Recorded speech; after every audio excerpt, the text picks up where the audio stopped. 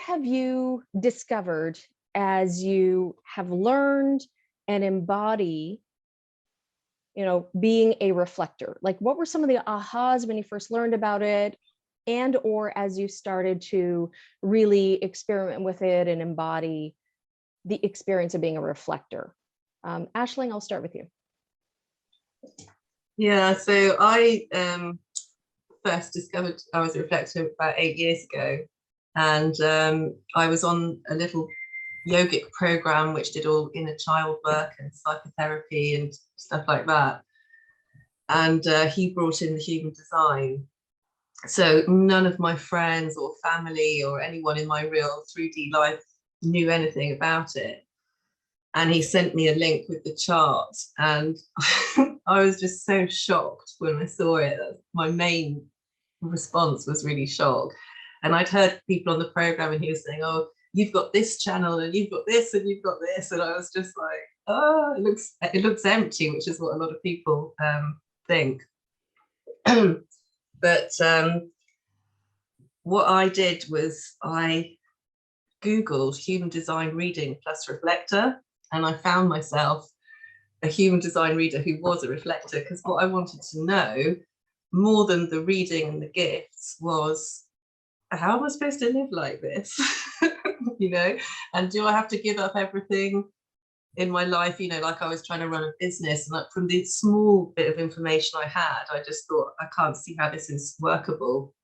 So I was very lucky, and I found an amazing woman who, she's in the UK, and she has the same incarnation cross as me and lots of the same gates.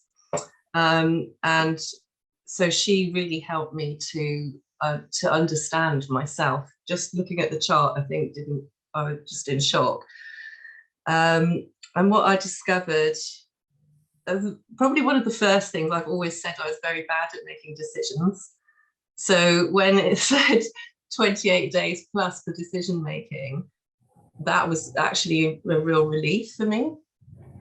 And that was the start of me really having permission to be myself. So I'd already done a lot of personal work and tapping and therapy work and all of that kind of thing. But for me, the human design was so different for the reflector, is so different from other ones. It really opened up how much I was conditioned, and how much I've made myself wrong for almost every aspect of myself. So the biggest piece for me, which definitely took time, was the permission to be exactly as I really am, and as I know I am deep down inside, and taking my time. And I noticed, Stephanie said we never miss anything at the beginning of this call when we got on. And I think that's one of the big profound ahas in life that I've learned through being a reflector, is to trust in the timing, trust in the cosmic timing, trust in divine timing. You don't have to do it all. You don't have to make things happen. Things will come to you. So that's a big part of, obviously generators are responding in a different way, but I think for all of us, the reflector can help people to see their own gifts and have permission fully to be themselves, and to live life. The question that I journal on is, what if I can have it all my own way? And I often see myself walking in nature and doing all sorts of things that they seem trivial and extra, and they're not. They're the center of what I need to do in my life. So I think that's my main thing. And then what I love more and more is the noticing the cosmic timing of things. So if a client, sometimes they need to shift an appointment, and they might be having an appointment on the day where the sun and earth are in the gates where their sun and earth are, and I've just really seen how things line up like that. So we are very tuned into that frequency of the planets, and especially the moon. And then the other thing is just being the observer, and just stepping back and watching things. And you said about us all being patient and that kind of peaceful energy.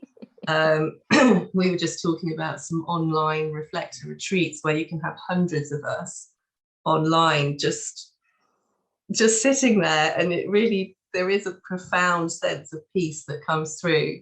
And I'm just excited for you, and thank you for bringing us on here, that we can meet more people and people can meet us and find out more about us, and then we can see how we can kind of collaborate or work together, as Karen calls us, the calibrators, to see what is possible, because we can see the highest potential for people and the planet. So I'm really excited to explore that. I love that. I was getting a little giddy in my sacral. Like, ooh, this is so cool. But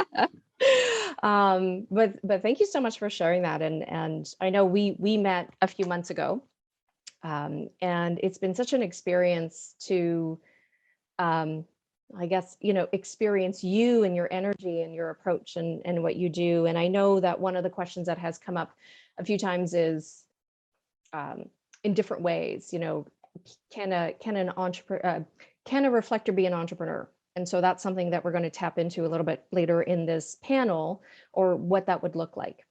But I also wanted to echo something that you said and just feed on that, is about when you learned about yourself and learned about your type and learned about some of the nuances, is how much you had either been made wrong, or probably through conditioning made yourself wrong, right? And I'm just thinking, like, we all have that conditioning experience, I think, when we first learn our type. But it just, for the first time, I thought, wow, but what is it really like for a reflector? I mean, in a way, I just feel like 99% of people are not reflectors. So the degree to which, you could be wrong. I'm just kind of using this language, but you could be made wrong. To me, I almost think that could even be more heightened, because you're just such a, a unique being as a reflector, that without this understanding of human design and understanding of the types, how much we can sort of get your experience wrong, or not really see your value, or not have this ability to relate to your experience, and create this open door, open, environment for you to be you. I don't know if that makes sense, but that was sort of dawning on me. I'm like, wow, like yeah. It does. I mean, one of the things I read in Ra's book was that the reflector's designed to work in the opposite way of the other 99% of the population. So, and I think this is for lots of entrepreneurs from different types as well. You think, right, I'm going to leave employment and I'm going to create my own life and be an entrepreneur and create my own business. And then you're in another soup of conditioning where everybody thinks it needs to be done this way, and it needs to be done that way. And my really strong experience I had last year, and actually 2020 and last year, was, even though I was on these coaching programs, I had to step back, connect in with the divine, and do exactly what felt right for me, even though it was against everything that the coach was saying and everything else. And that was my learning experience. So yeah, I think I don't know anyone, I mean, we're all unique, but that's been my learning, is to follow my path, and however irrational it seems. And it's very liberating once you can learn to do that. And obviously having our strategy and authority is very helpful. Absolutely. Love that. Oh, thank you so much for sharing that.